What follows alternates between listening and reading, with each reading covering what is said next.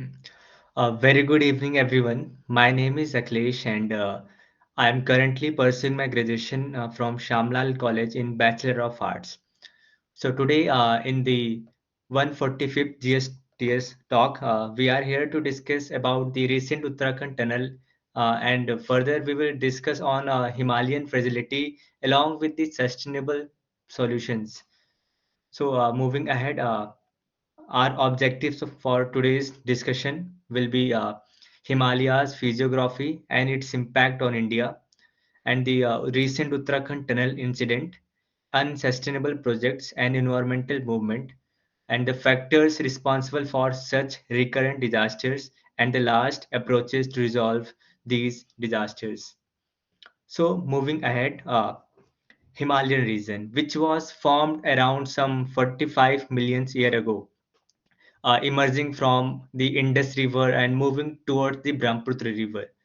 Meanwhile, it has also historical importance as well as current relevance as well. For example, if we talk about the impact of the Himalayas on India, then we can see the ancient trade and cultural exchange, where we have the examples of Silk Route and spiritual and religious significance as well. Climate regulation, in which it act as a barrier to remove the cold winds from Central Asia. Moving ahead, we have geographical barriers and water resources where we can see some mighty rivers originating from the Himalayas like Gangas and Brahmaputra. Meanwhile, it also has a diversity in the classification of rock structures.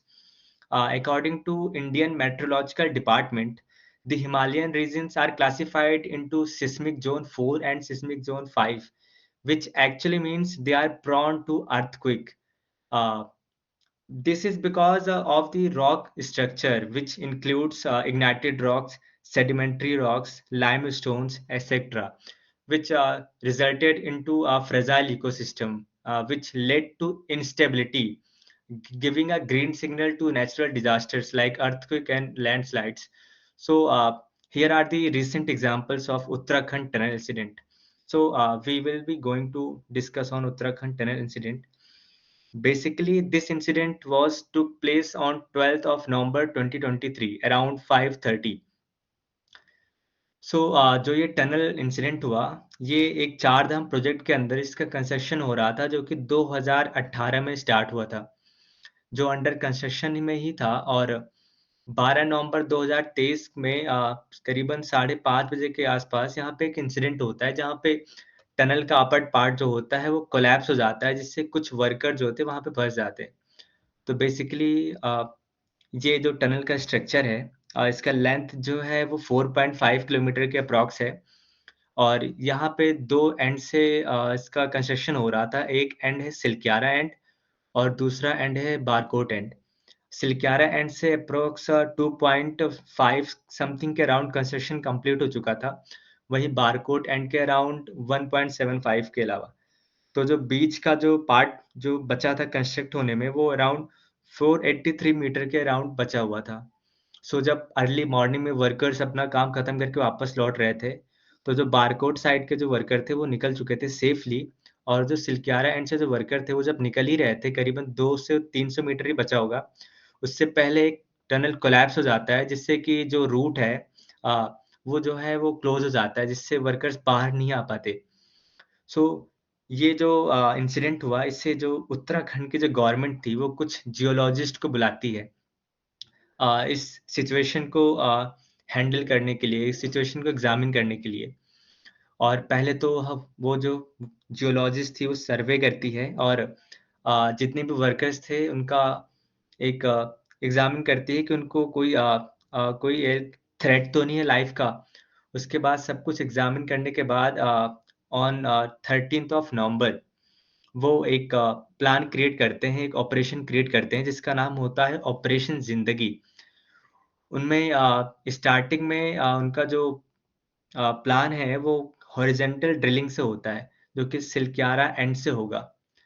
Horizontal drilling में basically क्या होगा, वो पहले decide करते हैं 13th of November को कि पहले वो जो भी मलबा जो वहाँ इकट्ठा हुआ है, उसको एक मशीन के थ्रू बाहर निकालेंगे।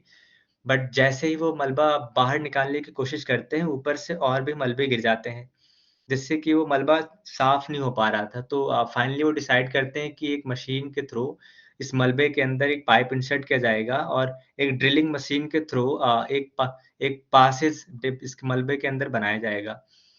तो आप स्टार्टिंग में ये लोग एक ऑगर मशीन का यूज़ करते हैं, जो कि ड्रिलिंग में एक हेल्पफुल रहती है। बट वो मशीन जो थी स्टार्टिंग में काफ़ी स्लो वर्क कर रही थी। जिसे 16 नवंबर आते-आते वो बस अराउंड 9 मीटर तक है ही वो ड्रिल कर पाए थे। 16 नवंबर को एक मॉडर्न ऑगर मशीन बना मँगाई जाती है यूएस से, जिससे फर्दर वर्क कंटिन्यू होता है और एक 900 का पाइप भी इंसर्ट किया जाता है, जिसके थ्रू वर्कर्स को बाहर निकाला जाएगा। वर्क प्रोग्रेस ही कर रहा था but around 17th of November को एक क्रैकिंग साउंड टनल से आता है, जिससे में ये पता चलता है कि जो ऑगर मशीन थी वो टूट जाती है और उसके रिपेयरिंग के लिए मशीन को बाहर निकाला जाता है और मैनुअली कुछ वर्कर जाते हैं अंदर और मशीन के पार्ट को बाहर निकालते हैं और फिर मशीन फिर से वर्क पे अपना स्टार्ट कर जाती है। बट इससे ये पता चलता है कि ये वर्क जो है वो एक एक एक सेफ नहीं है। इसके अलावा भी कई अल्टरनेटिव मेथड हमको यूज़ करने पड़ेंगे। तो जो गवर्नमेंट है वो 4 और मेथड अ, सोचती है अप्लाई करने के लिए, जिसमें से जो पहला है वो हॉरिज़ॉन्टल ड्रिलिंग है, जो सिलक्यारा एंड से ऑलरेडी स्टार्ट हो चुका था। दूसरा जो है वो माइक्रो ड्रिलिंग है, जो कि हॉरिज़ॉन्टली टनल के साइड से ड्रिल किया जाएगा और जो तीसरा और चौथा जो था, वो था वर्टिकल ड्रिलिंग और पाँचवाँ जो था, वो भी हॉरिज़ॉन्टल ड्रिलिंग या फिर परपेंडिकुलर ड्रिलिंग कह सकते हैं, जो कि बारकोड एंड से उसको डिग करना था। बट इसमें जो वर्टिकल ड्रिलिंग है, इसमें क्या होता है कि जो टनल है, इसके ऊपर से ये ऑगर मशीन के हेल्प से ड्रिल करेंगे और उसके बाद यहाँ से एक पाइप इंसर्ट करेंगे, जिससे थ्रू वो वर्कर को लिफ्ट कर सकें। बट ये प्रोसेस उतना ईज़ी नहीं था क्योंकि जो टनल था, वो ऊपर से अगर उसको ड्रिल करते, तो करीबन 325 मीटर के अप्रॉक्स इसकी डेप्थ थी, जो कि काफ़ी ज़्यादा था और इसमें काफ़ी टाइम भी लग सकता था और वर्टिकल ड्रिलिंग में कुछ इसके ड्रॉबैक्स भी हैं, जैसे जो ये लैंड है, जो ये इकोसिस्टम है, ये बहुत ही फ्रेजाइल है। तो अगर वर्टिकल ड्रिलिंग ये लोग करते हैं, तो इससे एक लैंडस्लाइड के भी चांसेस बढ़ सकते हैं और दूसरा है कि फर्दर टनल कोलैप्स हो सकता था क्योंकि ये बहुत और इसके रॉक स्ट्रक्चर बहुत ही सॉफ्ट होते हैं। तो ये काफ़ी एक ड्रॉबैक्स है वर्टिकल ड्रिलिंग का बट हम एक ही मेथड पे डिपेंड नहीं हो सकते थे, तो हमको कुछ अल्टरनेटिव मेथड मेथड भी करना था। तो साइमल्टेनियसली एक हॉरिजॉन्टल ड्रिलिंग स्टार्ट थी और इसके बाद वर्टिकल ड्रिलिंग भी स्टार्ट हुआ। बट जो हमारा मेजर जो फ़ोकस था वो हॉरिजॉन्टल ड्रिलिंग था। क्योंकि जो कोलैप्स का जो एरिया था, जो डेब्रिस का जो एरिया था वो बस 57 मीटर के अराउंड था, जो कि बहुत ही कम था और अराउंड जब 23 नवंबर तक 40 अराउंड 40 मीटर के अप्रॉक्स ये लोग ड्रिल कर चुके थे। तो 40 मीटर ड्रिल कर चुके थे और उसके बाद एक और बार मशीन टूट जाती है, जिसमें कि काफ़ी टाइम लगता है, करीबन 2 दिन लग जाते हैं। और उसके बाद भी जब मशीन स्टार्ट होती है तो आप एक बार 25 नवंबर को एक बार फिर मशीन टूट जाती है, जिससे कि वर्क बार-बार रुक रहा था और चल रहा था। तो इससे काफ़ी डैमेज हुआ और एक टाइम भी बहुत कंज़्यूम किया। तो 27th ऑफ नवंबर को जो एक्सपर्ट थे वो डिसाइड करते हैं कि हम रैट माइनर्स का हेल्प लेंगे इस ड्रिल करने के लिए। रैट माइनर्स बेसिकली कुछ वर्कर्स होते हैं जो कि मैनुअली डिग करते हैं टनल के अंदर। ये प्रैक्टिस ज़्यादातर कोल माइनिंग में देखी जाती है।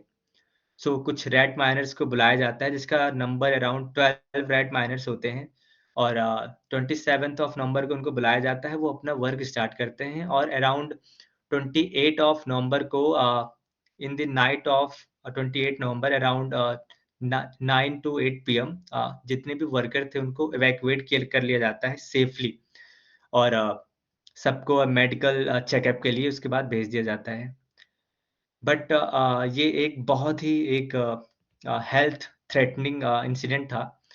गवर्नमेंट ने इस पे अपना क्या रिस्पॉन्स दिया? गवर्नमेंट ने कहा कि हम एक 6 मेंबर एक्सपर्ट कमिटी बैठाएँगे, जिसमें इस पूरे इंसिडेंट को इन्वेस्टिगेट किया जाएगा और बाद में भी जो भी इन्वेस्टिगेशन में जो भी रिज़ल्ट आएगा, उसको फिर पब्लिकली उसको बताया जाएगा कि क्या-क्या फ़ॉल्ट हुए। इसके अलावा national highway authority of India ने भी एक स्टेटमेंट में कहा था कि जितने भी अंडर कंस्ट्रक्शन टनल हैं, अराउंड 29 टनल आर देयर। उन सबके अंदर एक सेफली एक सर्वे किया जाएगा, एक ऑडिट होगा दिल्ली मेट्रो रेलवे कॉर्पोरेशन की मदद से, जिसमें अगर कहीं भी ऐसे कोई जियोलॉजिकल फॉल्ट है तो उसको जल्द से जल्द ही ठीक किया जाएगा। बट ये बात यही नहीं ठीक होती है। ऐसे न जाने कितने प्रोजेक्ट हैं और न जाने कितने इंसिडेंट हैं जिसको हम फ्यूचर में देख चुके हैं। जैसे मोरबी ब्रिज इंसिडेंट जो कि गुजरात में हुआ था, जिसमें सैकड़ों लोगों की जान गई थी। और उसके बाद भागलपुर ब्रिज भी हम देख सकते हैं जो बिहार में, जो कि इसी साल हुआ है जून के अराउंड। और हम सब जोशीमठ क्राइसिस के बारे में तो जानते ही हैं, जिसमें ना जाने कितने ट्रैवल्स, कितने पीपल्स को डिसलोकेट किया गया। और ये कहीं न कहीं एक अनसस्टेनेबल प्रोजेक्ट की वजह से ही हुआ है। और अगर हम लेट 90s की बात करें तो हम ऐसे न जाने कितने मूवमेंट्स देखते हैं जो ऐसे प्रोजेक्ट्स के अगेन इमर्ज हुए। जैसे नर्मदा बचाओ आंदोलन, जो कि एक नर्मदा वैली प्रोजेक्ट में एक स्टार्ट हुआ था, जिसमें न जाने कितने लैंड्स को डैमेज हो सकता था, जाने कितने रिसोर्सेज़ को एक्सप्लॉइट कर सकते थे इस प्रोजेक्ट के हेल्प से। एक इसके अगेंस्ट में नर्मदा बचाओ आंदोलन हुआ। इसके बाद चिपको मूवमेंट भी हम देखते हैं, जो कि मैसिव डिफ़ॉरेस्टेशन के अगेंस्ट था। और साइलेंट वैली प्रोटेस्ट भी हम देख सकते हैं केरला में, जो कि एक हाइड्रो इलेक्ट्रिकल प्रोजेक्ट के अगेंस्ट था। ऐसे बहुत सारे प्रोजेक्ट्स थे, ऐसे बहुत सारे एनवायरमेंटल मूवमेंट्स थे जो इसके अगेंस्ट थे। सो बेसिकली इन सब का जो रीज़न है, इन सब का जो फैक्टर है, वो वैसे तो बहुत सारे फैक्टर्स हो सकते हैं, बट कुछ फैक्टर्स हैं जो कि मेजर फैक्टर्स हैं, जैसे कि क्लाइमेट चेंज। क्लाइमेट चेंज के बहुत सारे रीज़न्स हो सकते हैं, जैसे कि ग्लोबल वार्मिंग, और depletion of ozone layers, emission of carbon, जो जो कि रिज़ल्ट करते हैं मेल्टिंग ऑफ आइस में, स्नो में, जिससे कि न्यू ग्लेशियल लेक्स का फॉर्मेशन होता है। इसके अलावा ये रेनफॉल पैटर्न्स को भी इफ़ेक्ट करते हैं, जिससे कि क्लाउड बर्स्ट के सिचुएशन इमर्ज हो सकते हैं। जैसे कि हम कुछ केसेज़, अगर कुछ ऑफ़िशियल डाटा की बात करें तो हिमाचल प्रदेश और उत्तराखंड में पिछले कुछ सालों के कंपैरिज़न में जो क्लाउड बर्स्ट और की सिचुएशन जो है वो इंक्रीज़ हुई है। इसका कहीं न कहीं इसका क्लाइमेट चेंज भी इसका एक रीज़न हो सकता है। दूसरी अगर हम बात करें तो फॉल्टी इंफ्रास्ट्रक्चर प्रोजेक्ट्स, जो कि अनसस्टेनेबल प्रोजेक्ट होता है, जिसमें कि एक बिना कोई जियोलॉजिकल सर्वे किए हुए या बिना कोई एक ऑडिट किए हुए, अगर जब कोई भी कंस्ट्रक्शन होता है, चाहे वो रोड कंस्ट्रक्शन की बात करें या फिर हाइड्रो इलेक्ट्रिसिटी प्रोजेक्ट की बात करें, अगर उसमें एक प्रॉपर सर्वे नहीं हुआ है, तो इससे चांसेस ऑफ रिस्क बढ़ जाते हैं, जिसमें कि आगे हम लैंडस्लाइड या फिर ब्रिज कोलैप्स जैसे इंसिडेंट को देख सकते हैं। और अगर हम आगे बढ़ें तो अनसस्टेनेबल टूरिज़्म, ये बहुत बड़ा इम्पैक्ट पड़ता है इससे, क्योंकि इंडिया में एक बहुत बड़ा इंडिया एक टूरिस्ट कंट्री है और इस समय गवर्नमेंट जो है वो मेडिकल टूरिज़्म को प्रमोट भी कर रही है। तो ये हमको ध्यान में रखना चाहिए कि जो टूरिज़्म है वो अनसस्टेनेबल प्रैक्टिस की जा सके। इको टूरिज़्म को प्रमोट किया जा सके। अनसस्टेनेबल टूरिज़्म से काफ़ी इफ़ेक्ट पड़ता है। In fact over exploitation of resources, ये बहुत मेजर कंसर्न है एनवायरनमेंट को लेके। और लास्ट में अगर हम बात करें तो no proper waste management. Waste management हमारे हमारे ही नहीं बल्कि पूरे कंट्री में वेस्ट मैनेजमेंट जनरेट होता है। बट अगर इसको प्रॉपर तरीके से इसको डील ना किया जाए तो ये एनवायरनमेंट को काफ़ी इम्पैक्ट करता है। इसलिए रिसाइकल, रिड्यूस और ऐसे चीज़ें को अगर हम अप्लाई करें तो इसके रिस्क ऑफ चांसेस को हम डिक्रीज़ कर सकते हैं। अगर हम आगे बढ़ें तो हम ये देख सकते हैं कि इसके कुछ सॉल्यूशंस भी हैं, जो कि इन सारे कंसर्न्स को, रिस्क को कम कर सकते हैं, इनफैक्ट मिनिमाइज़ कर सकते हैं। सबसे बड़ा जो फैक्टर है वो है सस्टेनेबल इंफ्रास्ट्रक्चर प्रोजेक्ट का, जो कि एक इसके कुछ फैक्टर्स हैं जैसे कि एक जब भी कोई प्रोजेक्ट तो जब भी कोई प्रोजेक्ट किया जाए या फिर जब भी कोई हाइड्रोलॉजिकल या फिर रोड कंस्ट्रक्शन का प्रोजेक्ट किया जाए, तो जहाँ भी प्रोजेक्ट स्टार्ट हो वहाँ के जो जियोलॉजिकल जो टोपोग्राफी है वहाँ पे एक सर्वे किया जाए। वहाँ के लोकल इकोसिस्टम को समझा जाए, जिससे ये आइडिया लग सके कि वो जो इकोसिस्टम है, वो जो एनवायरनमेंट है, वो किस टाइप के प्रोजेक्ट को सूट करता है। अगर वहाँ की रॉक क्वालिटीज़ क्या-क्या हैं, वहाँ के स्ट्रक्चर्स कैसे हैं, तो उसी के अकॉर्डिंग कंस्ट्रक्शन किया जा सके, जिससे कि वहाँ के एनवायरनमेंट में इतना इम्पैक्ट ना पड़े। फर्दरमोर वहाँ के जो लोकल्स होते हैं, उनको चीज़ें पता होती हैं, उनको आइडिया होता है अपने लोकेलिटी के बारे में। वो उनसे कुछ ज़्यादा ही अवेयर होते हैं चीज़ों को। तो उनसे एक उनका एक सलाह लेना एक बहुत ही इम्पैक्टफुल रहेगा, अगर ऐसे सस्टेनेबल प्रोजेक्ट्स को अगर हमको प्रमोट करना है तो। Moving on next factor which is environmental impact assessment. जब भी हम कोई प्रोजेक्ट स्टार्ट करते हैं, जब भी हम टूरिज़्म को प्रमोट करते हैं, तो इसका अगर गलत से अगर इसका अगर प्रमोशन हो तो ये एनवायरनमेंट में बहुत बड़ा इम्पैक्ट इसका पड़ता है। अगर हम चीज़ें सही से मैनेज ना करें तो रिसोर्स की कमी भी पड़ सकती है। इसको ओवर एक्सप्लॉइटेशन ऑफ रिसोर्सेज़ भी हो सकता है, वाटर स्कार्सिटी भी हो सकती है। तो जब भी कभी टूरिज़्म की बात होती है या फिर कोई प्रोजेक्ट की बात होती है, तो वहाँ पे एक एनवायरमेंटल असेसमेंट बहुत ज़रूरी है। जिससे कि हम प्रेज़ेंट की जो नीड है उसको भी फुलफ़िल कर सकें, और जो आने वाले टाइम है, जो फ्यूचर वाले टाइम है उसको उसके लिए भी रिसोर्सेज़ को हम कंज़र्व कर सकें। क्योंकि ये हमारी फंडामेंटल रिस्पॉन्सिबिलिटी है। तो एनवायरमेंटल असेसमेंट बहुत ज़रूरी है। और आगे देखें तो पॉलिसीज़ की अगर हम बात करें तो there are some policies and there should be some policies जो कि एक अगर हम हिमालयन रेंज की बात करें और अगर हम प्लेन रीजन की बात करें या फिर किसी भी रीजन की बात करें, तो एक पॉलिसी बहुत ज़रूरी है जो कि एक रिस्ट्रिक्ट करती है कि कोई भी प्रोजेक्ट स्टार्ट हो या फिर कोई भी टूरिस्ट स्पॉट का क्रिएशन हो, तो वहाँ पे एक सस्टेनेबल अप्रोच बहुत ज़रूरी है। और साथ-साथ में रिसोर्स का जो यूज़ है उसको एक मिनिमम करना चाहिए, जिससे कि ओवर एक्सप्लॉइटेशन के कंसर्न को मिनिमाइज़ किया जा सके। तो ऐसी पॉलिसीज़ बहुत ज़रूरी है, जैसे कि United nation framework convention on climate change, इसके कुछ एग्रीमेंट्स हैं, जैसे पेरिस एग्रीमेंट हो गया, मॉन्ट और क्योटो प्रोटोकॉल हो गया, कॉन्फ्रेंस ऑन पार्टीज़ हो गया। ये सब ऐसे कन्वेंशंस हैं जो कि क्लाइमेट चेंज के जो कंसर्न है उसको डिक्रीज़ करने में हेल्प करती हैं। इनमें कुछ-कुछ चीज़ें हैं जो हाइलाइटेड हैं, जैसे कि ग्लोबल वार्मिंग को रिड्यूस करना, कार्बन एमिशन को कम करना। ऐसी चीज़ें हैं जो कि एक आने वाले टाइम में एक एक ग्रोइंग कंसर्न हो सकती है। इन सब चीज़ों को रिड्यूस करके एक हम एक हेल्दी एनवायरनमेंट में अगर ये प्रोजेक्ट स्टार्ट करते हैं, तो इससे काफ़ी एक अच्छा इम्पैक्ट पड़ेगा और आने वाले टाइम में रिसोर्स का कंज़म्पशन भी कम हो सकता है।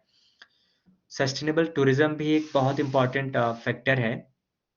सस्टेनेबल टूरिज़्म में basically tourist spot around the world हर जगह है। बट अगर ये अनसस्टेनेबल टूरिज़्म है, तो अगर इससे काफ़ी इम्पैक्ट पड़ता है कंट्री पे भी, और वहाँ के जो एनवायरनमेंट है, जो इकोलॉजी है, वहाँ पर भी पड़ता है। तो सस्टेनेबल टूरिज़्म में कुछ-कुछ चीज़ों की ध्यान रखना बहुत ज़रूरी है। जैसे वहाँ के फ्लोरा एंड फौना के बारे में, वहाँ के बायोडायवर्सिटी के बारे में, वहाँ के रिसोर्सेज़ के बारे में, कि अगर कभी भी कोई टूरिस्ट स्पॉट क्रिएट होता है, कभी भी कोई गवर्नमेंट अगर किसी टूरिज़्म को प्रमोट करती है, तो ये चीज़ें ध्यान में रखना बहुत ज़रूरी है कि हम सस्टेनेबल अप्रोच को मूव ऑन करें।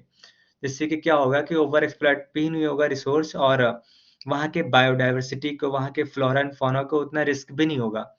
जिससे क्या होगा आने वाले टाइम में जो रिसोर्सेज़ हैं उनका जो ओवर एक्सप्लॉइटेशन का जो रिस्क है वो भी कम होगा, और आने वाले फ्यूचर में जो भी फ्यूचर जनरेशन है उसको हम एक सिक्योर हेल्दी एनवायरनमेंट में इनको एक जीने का एक एक जो उनका राइट है उनको हम दे सकते हैं।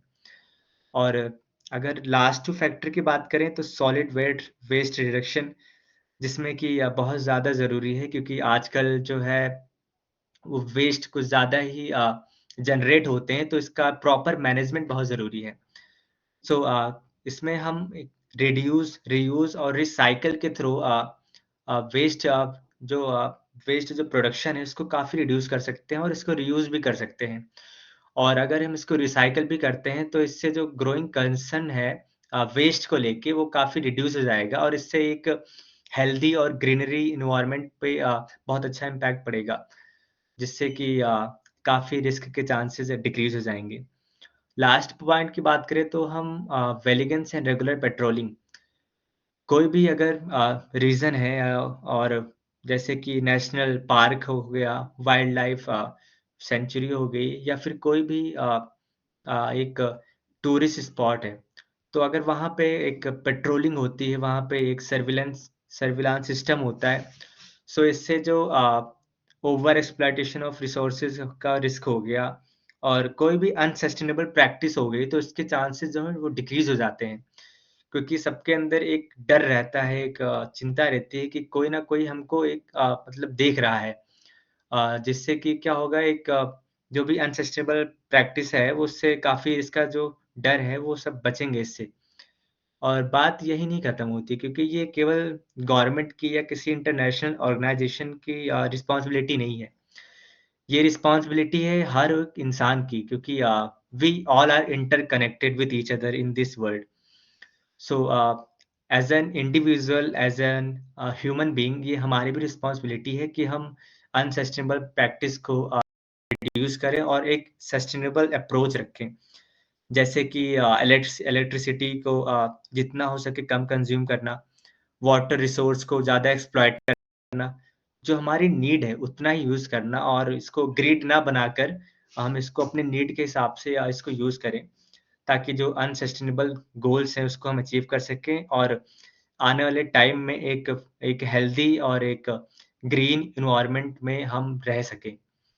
So these all are the things that we have to discuss in today's discussion. So thank you everyone for your great attention and have a good day.